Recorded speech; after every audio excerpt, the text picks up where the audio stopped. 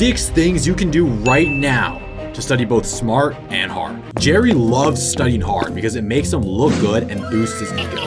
He sees it as a status for himself among his fellow IB students. Jerry studies hard almost every single day, working as long as he possibly can to ultimately flex that he pulled those all-nighters, but in the end he ends up being stressed and tired. One of Jerry's other friends, Jerome, instead of studying hard, he studies smart. But what he's really doing is he pretends to put in a little work and then doesn't really get much done. So a lot of the students I know and I work with are very similar to both Jerry and Jerome in this context. Bjorn, on the other hand, is someone who studies smart and he studies hard. He realizes that he doesn't have that much time and he wants to use it as effectively as possible. Instead, he studies smart and just does as much of the smart tasks as he possibly can. And then by doing so, he gets his perfect 45 in the IB diploma. So really what this comes down to understanding is that elite ultra high achievement comes down to 2 major factors.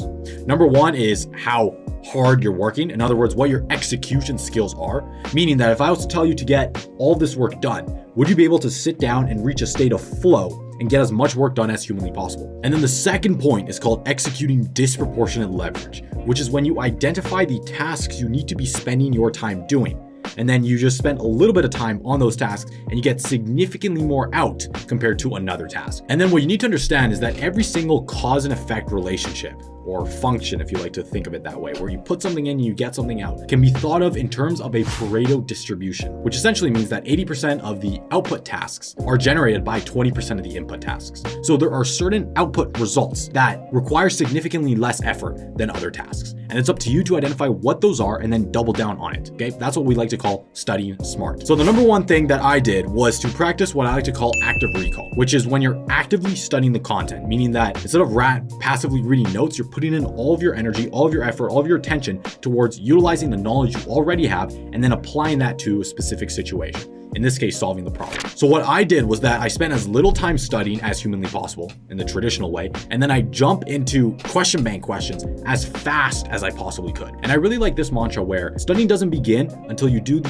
first training question, until you do the first practice paper. Anything before that is just fluff. And I found that by identifying those question bank questions, doing those as fast as possible, that significantly cut down the amount of time I'd spend studying. And then when you're doing those question bank questions, there's a very specific methodology to do it. And I actually outlined that in my math training, how I broke math IB, which is how I went from a level 4 to level 7 in just a few months. So you can check out that video. Hopefully it's right here in the eye. And then when you're done with that video, number 2 is that you want to identify what are known as your power hours. This is essentially when you work during the periods of time in your day when your energy, your motivation, your focus, your productivity is the highest. And you need to understand that everybody's circadian rhythms is different. So based on how your routine is set up right now, there are certain parts of your day that you could be spending allocated towards studying, other parts of your day that you could be allocating towards, let's say, going to the gym, social life, rest and recovery, and the rest of it. So you want to find which parts of the day are in sync with your circadian rhythm. So for example, I feel the most productive, the most focused, the most motivated as soon as I wake up. And here's another big thing for you. The minute I get up, I always track the amount of time it takes me to wake up all the way to get to work. And what I want to do, and what I do every single day, is I try to make that as small as possible, all right? On average, it takes me 10 to 15 minutes from the minute I get up to the minute I sit down and start doing work. But that's been a challenge for myself, and especially in high school, I used to do this all the time where I would just get my morning routine done as fast as possible, right? This is what I did, and this is what I suggest most students do. When you first wake up, you want to achieve and conquer your first most important priority of the day, right? If you were to reflect back on the day, what would be the number 1 thing that if you were to get done in this day would make the entire day worth it? What is that one thing for you? And the irony of the situation is that we schedule in our calendar all these meetings, all these tasks that we got to do,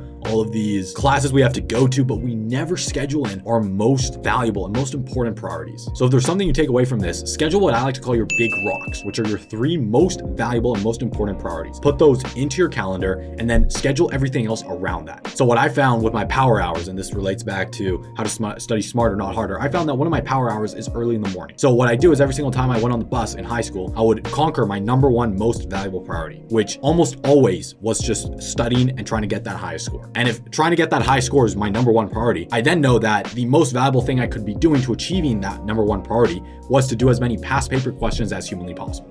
So oftentimes I'd get right into the bus and then just start cranking and doing as many past paper questions as I possibly could. Recently, I've still been utilizing this strategy. In fact, these days I've been waking up at around like 4 to 5, simply because I have this gap of time before I head to my first class where I can allocate towards my most important rock. And the saying big rocks comes from the analogy that I believe was originally said by Stephen Covey. I may be incorrect with that. So I believe it was mentioned by Stephen Covey, who's the author of 7 Habits of Highly Effective People. And essentially what he states, and the theory goes that if I have a jar and I want to make sure that I get my most important priorities done, right? My most important big rocks. What you want to do is you want to first of all schedule these in, put them in first, because what most people try to do is they try to do all the little rocks, right? All the smaller priorities, all the smaller stands, all the smaller tasks that aren't necessary. They do that stuff first. And then when they try to put the big rocks, they notice that half of the jar is already filled with small little rocks and the big rocks just don't fit. So instead what you can do is you can schedule in the big rocks first, make sure those get done. And then what you'll find is that you'll always have time for some of the little tasks to put aside. And the thing is, and here's the big part, you don't need to do everything, all right? You don't need to get it all done. Amateurs try to get it all done. Professionals understand that your time is limited, right? Time is one of the ultimate constraints, especially as a high school student, right? In the IB, you only have a year and a half, 2 years. That's it. You don't have any more time. So understand that time is the ultimate constraint. Hence, it's not necessarily about working more hours, but it's about how can I utilize the time that I already have, right? That ultimate constraint, and do the most effective things. And then how can I do those things as effectively as possible? And that's really where the mantra of study hard and study smart came in. Essentially, the way that I did this is I carried around this spreadsheet where every hour I would gauge my energy, motivation, and productivity on a scale of 1 to 10. And then I would go back, graph that out, and then I could notice exactly when my motivation is dipping, when my energy is dipping, when my focus is at its highest. And what I found is that it's basically just this down-sloping graph, meaning that my motivation, peak, productivity, and the rest of it is always at the start of the day. That's just myself, and then gradually starts to decrease. Now, you need to understand that power hours are useful, but don't let them constrain you, because what ends up happening is that most students have these power hours and then it basically cages them in where they feel like, oh, if I don't have productive time during one of my power hours, I can't do work any other time because that's my most productive time. Well, that is your most productive time. Do not trick yourself into thinking that you can't get anything else done outside of those hours, all right? So just saying that because from experience, students, for whatever reason, and I did this as well, just get caged into this constraint where if we don't have these power hours, or if we don't have these habits, or if we don't have proper sleep, that was a big one as well, where I thought if I didn't get above 8.5 hours, there was something wrong with me and I wouldn't be productive. So let's say I got like 8 hours or 7.5 on some days. The next day I would just feel like crap because I was just bullying myself into thinking that I didn't get enough sleep. So those are all constraints that basically just hold you down for no reason. Look, if you manage to get bad sleep in one day, or you can't work on one of your power hours on one day, that's all right. Okay, don't constrain yourself simply because of the limits your mind set. Which leads me on to strategy number 3, which are known as focus days. These are basically entire days of the month or of the year where I spend working on only one priority. So for example, let's say Saturday, I'm going to turn that into a focus day. I'm going to wake up early on Saturday, so around 6, sometimes even earlier, 4, 3, and then I'm going to continue to do work until like 8, 9, 10 p.m., maybe even 11. And the entire idea of this is that I'm only going to focus all my attention on one thing. The biggest thing that this can be useful for is extracurricular. Okay, I don't recommend studying the entire day simply because it's not the most effective way to go about doing it. But there are just some times when you have that burst of motivation towards an extracurricular, or towards some side project that you're working on, or towards something that you know will become instrumental in your university admission success. And when those opportunity comes, you just want to crank and do as much as you possibly can in that period of time, right? The analogy I like to use is that if you have a golden goose, when you get that golden goose, this is not when you slow down, right? Most people see the golden goose and they're like, damn, I see the golden goose. All right, I can just kind of chill. I have this good opportunity. I'm chilling. I'm vibing. We're all good. Wrong. When you see the golden goose, you want to go all in. You want to make that golden goose spit out as much gold as humanly possible. So for example, I was doing the M&TSI summer course the summer before I got accepted into the M&T program. All right, so this was a pre-collegiate grade 11 summer course where we created this technology and then we made a business plan about it and then we pitched it to a bunch of investors. All right, and the investors were simply just staff members of the program. But long story short, on the final day of the call, I heard that the director of the M&T program himself, right, his name was Gad Allen. I heard that Gad Allen would be on that call on that day. And then as soon as I heard that Gad Allen would be on that call, I saw this as my golden goose opportunity. I saw this as the one time that I would have to make a lasting impression on the entire M&T staff, including the director himself. So what did I do? Well, I saw that I had that golden goose opportunity and I went all in. I put in all of my efforts, all of my resources, all of my mental energy focused in on one task, which was making the best presentation I possibly could. And just for reference, that was the one time I pulled an all-nighter in my entire high school career. It was on that one night when I went all in. And guess what?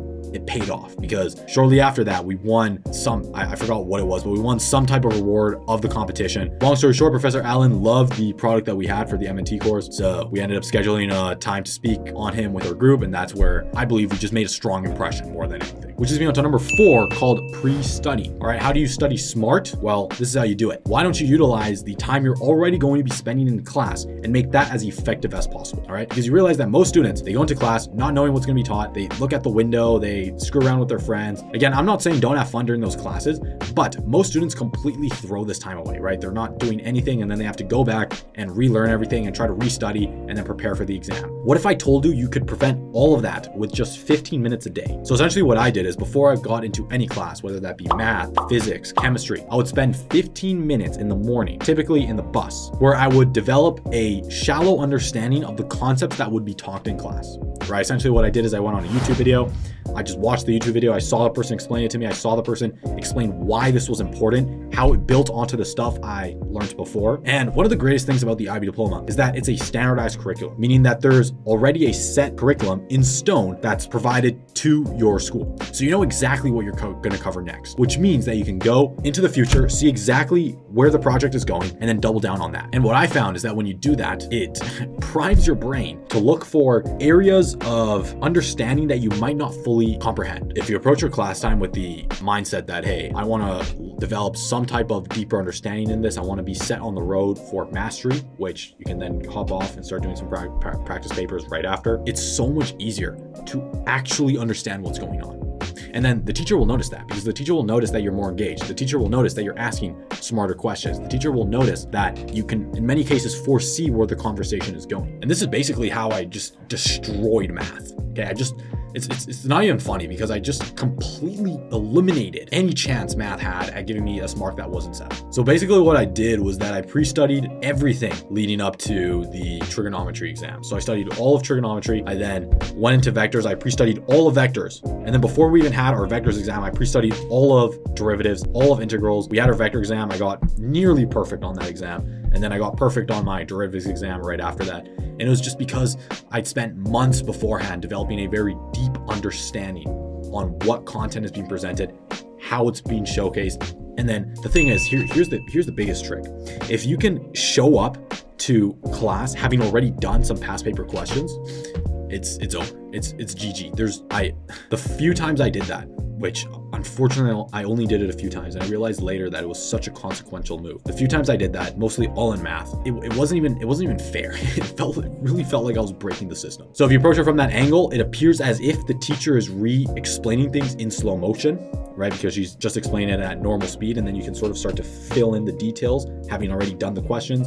And because of that, you get such a strong understanding. This is one of the most valuable things you could possibly do. If you're not doing this already, please start today. So how I study smarter and harder, okay? This is how I study harder. You want to eliminate all distractions, all right? You want to imagine that your workspace is this bubble of silence, this impenetrable wall, this dome that is protecting you from any incoming distraction, any incoming missiles that are vying for your attention. You need to understand that the current world economy is slowly starting to shift towards attention. The person who masters and is able to control the attention of others, right? Through social media, through all these types of brands online, the person who's able to control that resource, that finite resource of attention, is going to have the most leverage. The other thing you want to identify is what are known as attention leaks, which are basically drainage to your attention, right? What are things that are not targeted towards your goals, your family, the betterment of yourself, that is taking away your attention, right? For example, if you're watching a lot of mindless entertainment, or you're watching a lot of news, that stuff can become a potent force of drainage, of bandwidth, of mental bandwidth that is taking away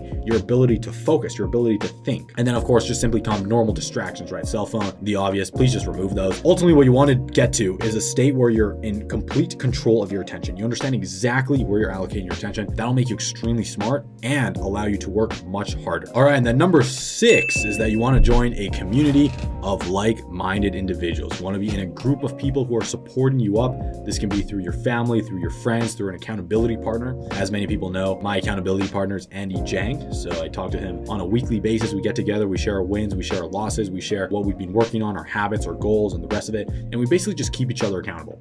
So find somebody in your own life. If you want your own accountability partner, you can join the Grizzly Elite community Discord channel down below. One of the greatest things about this Discord channel is that we're very selective with the people that we allow inside. Okay, we don't allow everybody. We don't want everybody. We only want the top achieving, most ambitious, most dedicated to improving themselves, getting to top university. We only want those students.